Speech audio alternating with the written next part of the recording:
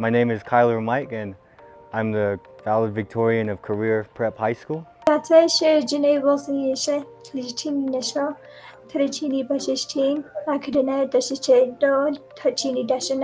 I am the salutatorian for Career Prep for 2024.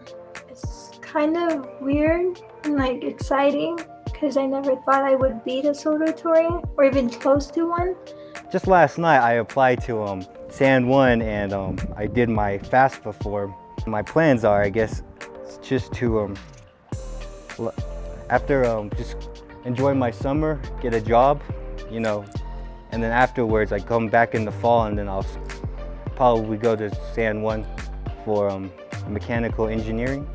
I want to become either a nurse or an ultrasound technician. I don't know where I'm going yet. I haven't really applied to any. I'm just thinking of staying close nearby. Advice I would say is to just really study. Once you get home, just relax, and then once you get home, just immediately start studying. Because if you don't understand something, learn about it. Just not give up on it. Because I'm pretty sure everyone here can become valedictorian, because before I wasn't high in academics, but then I guess I just changed myself. After that, things just become easier, and then you start to recognize what you learned in the work, and then everything becomes easier, and then after you get done learning with that, you just don't forget afterwards. You try to hold on to it and remember. In the beginning of the year, I had a child, so I had to go through school with the baby and stuff. I think it was just being home with my baby and doing schoolwork at the same time. And then when I had to return back to school, getting back to the school routine was kind of hard. I already had all my electives and most of my core classes done. I just needed the senior core classes, but then most of them I just took an independent study, and then I also did night school to finish those faster.